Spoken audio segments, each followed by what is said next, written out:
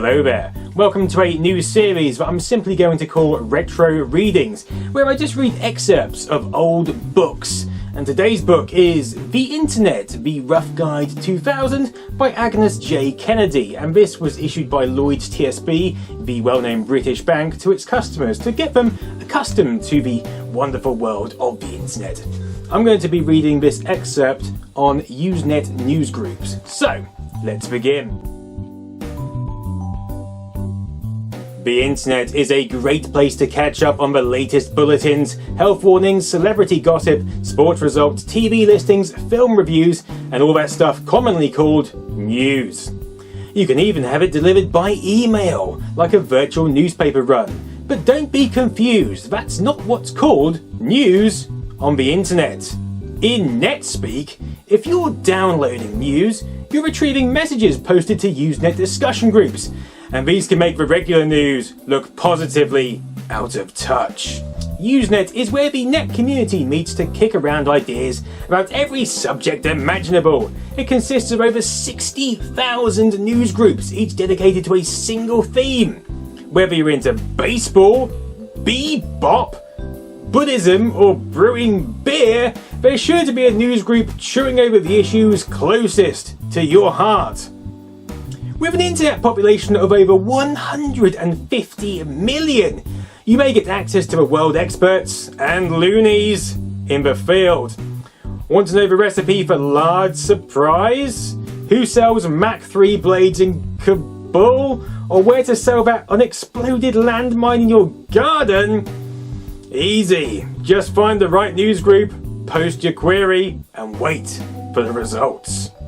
It's the net as virtual community in action.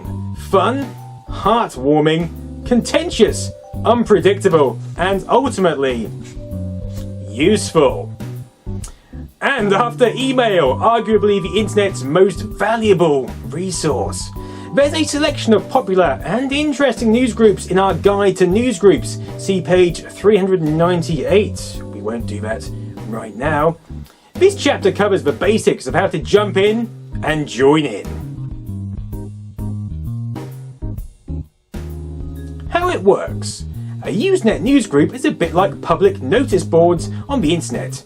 When you send or post a message to a news group, everyone who reads that group can see it. They can then contribute to the discussion publicly by posting a reply and/or contacting you privately by email. You won't have a clue who's reading your messages unless they post.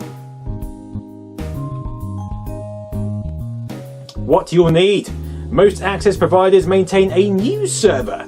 You'll need to enter its address into your newsreader program. Once you've installed your newsreader and downloaded the list of available news groups, you can read and post messages, sometimes called articles, online, switching between news groups as you please. It's possible to read any message in any group, as long as it remains on your news provider's system. That could be anywhere from a few days to a month, depending on the policy your provider has set for each group.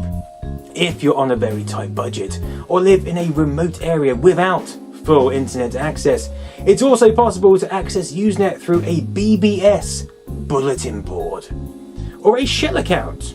You won't, however, have instant access to messages. You'll need to subscribe in advance and wait for them to arrive. And that's the end of that excerpt from The Internet, The Rough Guide 2000 by Angus J. I hope you enjoyed this retro reading, and I'll see you again for the next one. Maybe. Thanks for watching. See you soon.